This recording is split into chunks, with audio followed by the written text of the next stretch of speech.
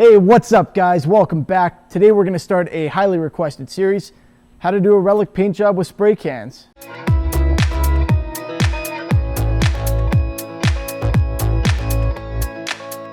So we've got ourselves a telecaster body right here. This is what we're going to do our paint job on. I'm going to use exclusively spray cans for the painting portion of it. And I'm going to show you guys how to do some relicing techniques. I'm going to be going for kind of a raw wood yet vintage feel. So we're going to be using some amber to get kind of that, aged yellowing look. We're going to do some tricks to show you how to get checking, a couple different ways probably, buckle rash, all of that. We're going to cover a bunch of stuff. So a couple things you should know right off the bat. Number one, we're going to be using lacquer, nitrocellulose lacquer in specific. That is what those old paint jobs were done with, and that's the stuff that yellows and ages and basically relics. If you try and do a relic paint job with a polyurethane or an enamel or something like that, you're going to have a bad time. Honestly, that stuff just doesn't look right. Occasionally you see someone take a guitar that's been painted with poly already from the factory and try and relic it, and I'll be honest, it's garbage. So yeah, we're gonna go the classic route, except we're gonna be using spray cans to do it. And of course, we're not gonna wait 30 years for this thing to look old and beaten up, and we're not gonna take it on 50 gigs.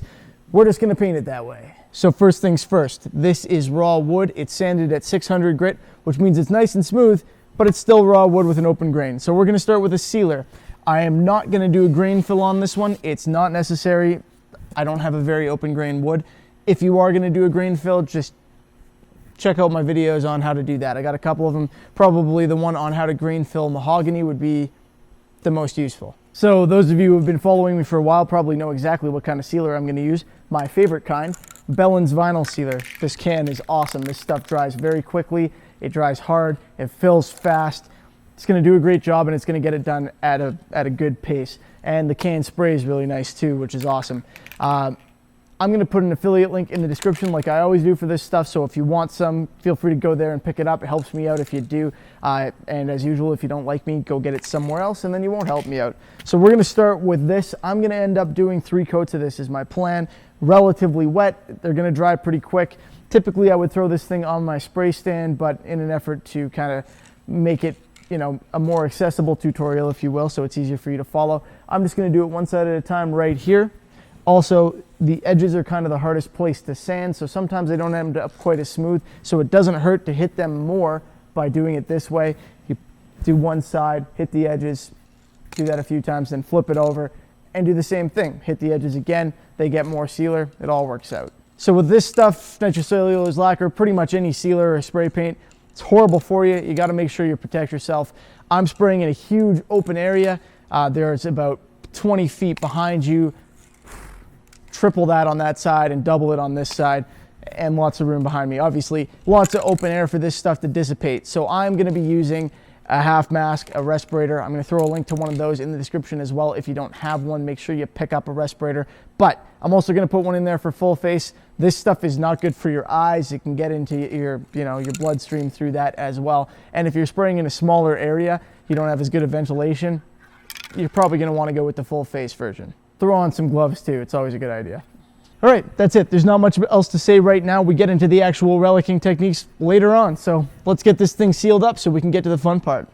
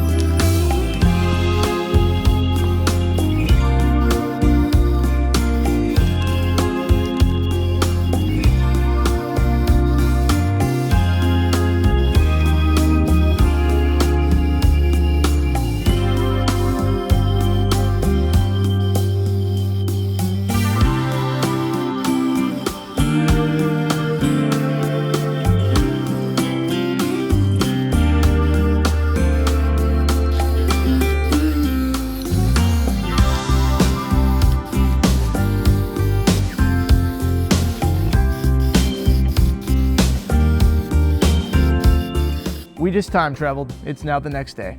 So I sealed this up yesterday. Looks good, all sealed. I got a little bit of raised grain that I can kind of feel poking through the sealer because, of course, the sealer raises the grain.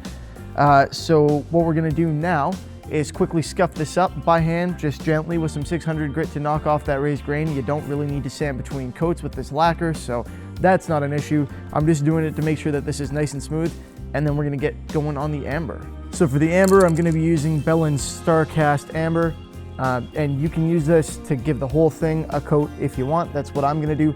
Or you can use it selectively to create yellowing in areas where your arm or your stomach or whatever would hit the guitar, and it would create a more yellowed clear coat. So your lacquer yellows based on contact and age and stuff like that. If I were doing this with a pure white finish and I wanted to relic it and give it that aged look, I would use some of this over top, which is what I did in my previous series on how to paint your guitar with nitrocellulose lacquer. But of course that one wasn't done with spray cans. Yep, you guessed it.